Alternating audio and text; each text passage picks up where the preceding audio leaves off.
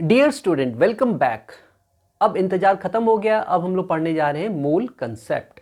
जैसे कि last video lectures में हम लोगों ने डिस्कस किया था, एटम का, एलिमेंट्स में जो एटम प्रेजेंट होते हैं उसका मास हम लोग फाइंड करते हैं with reference to some standard value. तो यहाँ पे जो स्टैंडर्ड वैल्यू लेते हैं हम लोग, वो लेते हैं 1/12 मास ऑफ कार्बन 12, यानी कि कार्बन का आइसोटोप कार्बन 12, उसका 1/12 मास, ठीक है, उसको बोलते हैं यूनिफाइड मास, 1 यूनिट। और उसके कंपैरिजन में एटम के मास को मेजर करते हैं। तो वो जो एटम है जितना टाइम्स हैवियर होगा उस यूनिफाइड मास से, वही नंबर ऑफ टाइम उस एटम का क्या होगा, एटॉमिक मास होगा। उसको बोलते हैं रिलेटिव एटॉमिक मास।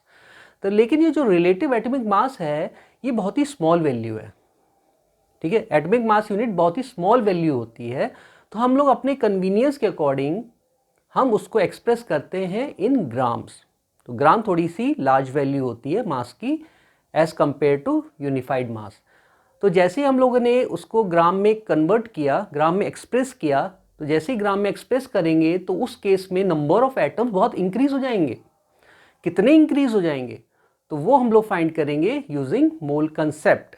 लेकिन यहाँ पे एक प्रॉब्लम और भी बच गई है। क्या?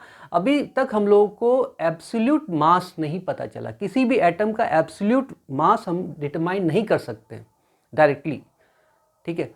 तो उसके लिए हम लोग क्या करेंगे, हम लोग कार्बन 12 तो लेंगे ही लेंगे। तो 1 एटम ऑफ कार्बन 12, ठीक है, उसकी एक प्रिसाइज वैल्यू अगर हमको पता चल जाए तो हम लोग किसी भी एटम का एब्सोल्यूट मास भी निकाल सकते हैं। और जब हम लोग ग्राम में एक्सप्रेस कर रहे हैं उसको, तो उसमें जो नंबर ऑफ टाइम्स जो एटम बढ़ जाते हैं, नंबर ऑफ एटम जो इंक्रीज हो गए हैं कितने, वो भी वैल्यू हमको पता चल जाएगी, ठीक है। अगर ये वैल्यू हमको पता चल जाएगी तो ये हमारा प्रॉब्लम सॉल्व हो जाएगा। तो हम लोग किसी भी एटम का अदर देन कार्बन 12, किसी भी एटम का हम लोग मास फाइंड कर सकते हैं। और उसमें जब हम लोग उस यूनिफाइड मास, जो एटम का अननोन एटम, यानी कि एटम का जो मास है, जब उसको एक्सप्रेस करेंगे ग्राम में, तो उसमें नंबर ऑफ एटम जितने हैं वो भी पता चल जाएंगे। तो ये सब हम लोग को पता चलता है, ये प्रॉब्लम सॉल्व होती है यूजिंग मोल कंसेप्ट। तो इसके लिए क्या किया, जो हम लोग ने स्टैंडर्ड लिया था, रेफरेंस लिया था रिलेटिव एटॉमिक मास फाइंड करने के लिए, रेफरेंस लिया था 1/12 मास ऑफ कार्बन 12 एटम। तो कार्बन 12 एटम लेंगे, ठीक है। तो उसकी अगर हम प्रिसाइज मास, प्रिसाइज वैल्यू अगर हम लोग फाइंड कर लें किसी तरीके से, तो कार्बन 12 एटम की प्रिसाइज वैल्यू यानी मास, प्रिसाइज मास अगर हम फाइंड कर लें तो हम लोग एक्चुअली हम लोग अदर एटम्स को के मास को हम लोग इसी से तो रिलेट करते हैं, कार्बन 12 से। अगर हम कार्बन 12 का एब्सोल्यूट वैल्यू पता चल जाए तो हमारी प्रॉब्लम सॉल्व हो जाएगी। तो वो हम लोग प्रॉब्लम कैसे सॉल्व करेंगे, एक इंस्ट्रूमेंट होता है मास स्पेक्ट्रोमीटर। मास स्पेक्ट्रोमीटर लेते हैं, ठीक है। एक्चुअली बहुत डेवलपमेंट हुआ, धीरे धीरे डेवलपमेंट हुआ, तो उसमें इंस्ट्रूमेंट्स भी बनाए गए, जिसमें मास स्पेक्ट्रोमीटर एक इंस्ट्रूमेंट है जिससे कि हम लोग एटम के मास को मेज़र कर सकते हैं, प्रिसाइज वैल्यू निकाल सकते हैं। तो यहाँ पे कार्बन 12 एटम लिया, 1 एटम ऑफ कार्बन 12, उसकी वैल्यू, उसके मास को मेज़र किया गया बाय मास स्पेक्ट्रोमीटर, और वो एक प्रिसाइज वैल्यू हमको मिल गई। कितनी? वो मिली 1.992648 इंटू 10⁻⁻23 ग्राम, यानी ग्राम में हमको प्रिसाइज वैल्यू पता चल गई यूजिंग मास स्पेक्ट्रोमीटर, ठीक है। तो 1 एटम ऑफ कार्बन 12 की प्रिसाइज वैल्यू होती है 1.992648 इंटू 10⁻⁻23 ग्राम। ये होती है 1 एटम ऑफ कार्बन 12। लेकिन हम लोग जो रिलेटिव एटॉमिक मास फाइंड कर रहे थे वो किस केसेस में कर रहे थे, किसके रिलेटिव में, 1/12 मास ऑफ कार्बन 12। तो हम लोग क्या करेंगे, ये जो वैल्यू आई है स्पेक्ट्रोमीटर से, मास स्पेक्ट्रोमीटर से जो वैल्यू आई है 1 एटम ऑफ कार्बन 12 की, उसका 1/12 पार्ट, तो कितना होगा, उसको डिवाइड बाय 12 कर दीजिए।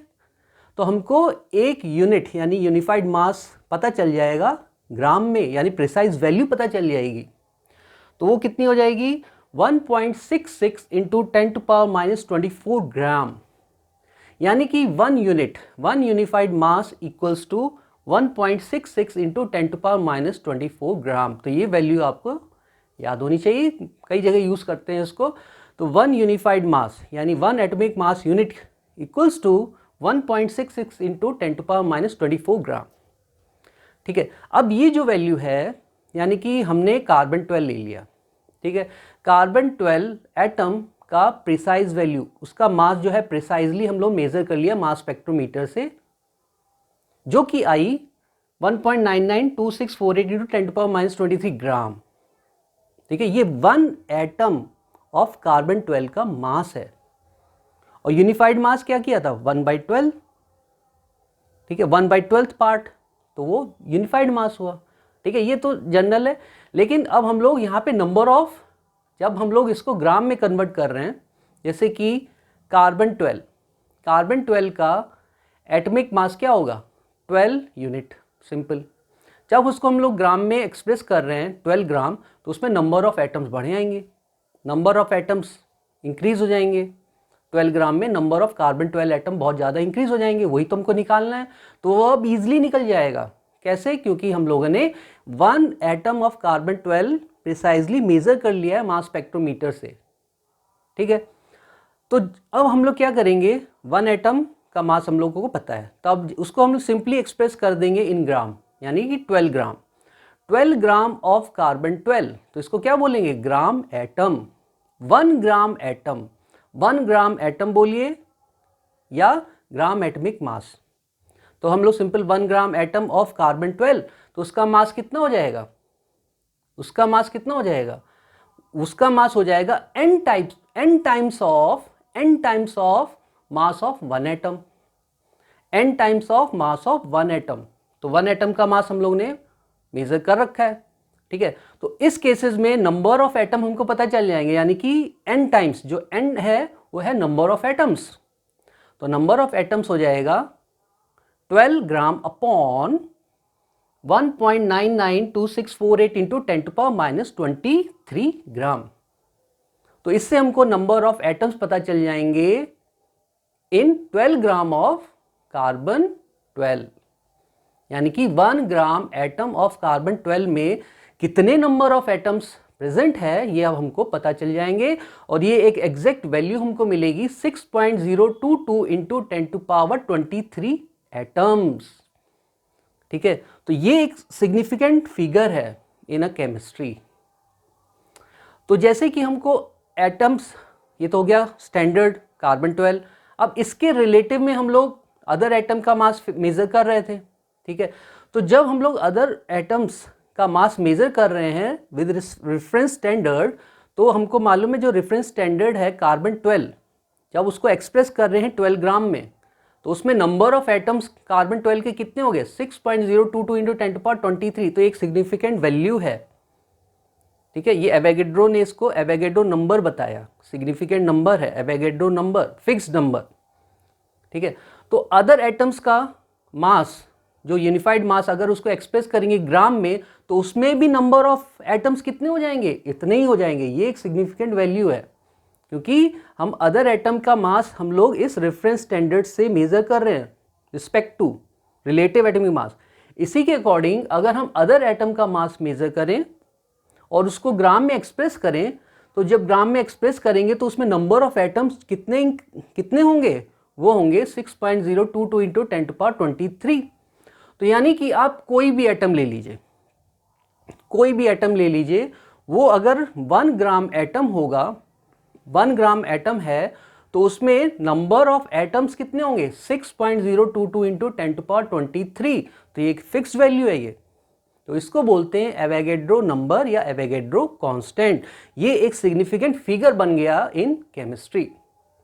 ओके, अब ये सिग्निफिकेंट फिगर बन गया, फिक्स्ड फिगर बन गया, यानी कि 1 ग्राम एटम ले लीजिए, कोई भी 1 ग्राम एटम, 1 ग्राम एटम, तो उसमें नंबर ऑफ एटम होंगे 6.022 × 10⁻23, फिक्स्ड है।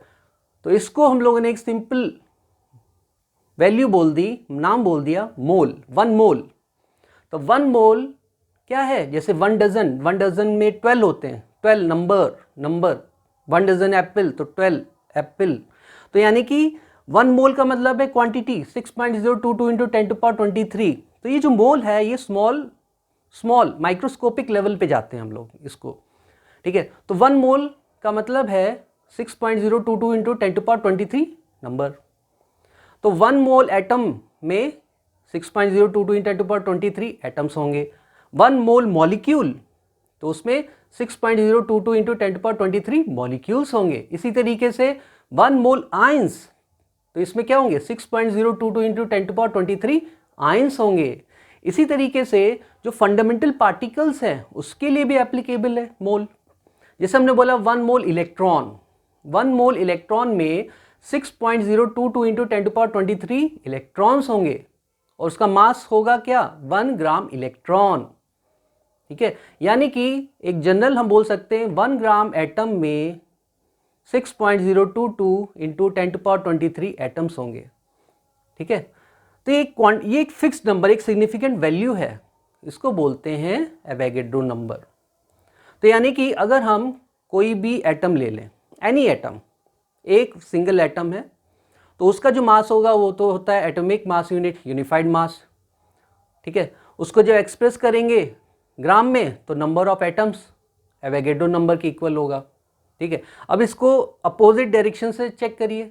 अगर हम कोई भी एटम लेते हैं उसकी वैल्यू, ठीक है, कितने ले लें एटम्स, 6.022 इंटू 10⁻23 एटम्स ले लिए, तो वो एक क्या बनेगा, ग्रुप बनेगा, group of atoms 6.022 into 10⁻23 atoms, तो वो होगा 1 मोल। तो 1 मोल में जो मास होगा वो क्या होगा, ग्राम एटॉमिक मास या ग्राम एटम, तो उसको बोलेंगे ग्राम एटॉमिक मास। तो इसको हम लोग मोल के टर्म्स में सिंपल लैंग्वेज में बोल सकते हैं मोलर मास। क्या बोल सकते हैं, मोलर मास। तो 1 molar mass, 1 molar mass equals to 1 gram atom या 1 ग्राम एटॉमिक मास। उसमें कितने एटम्स होंगे, 6.022 इंटू 10⁻23 एटम्स होंगे। This is a simple mole concept.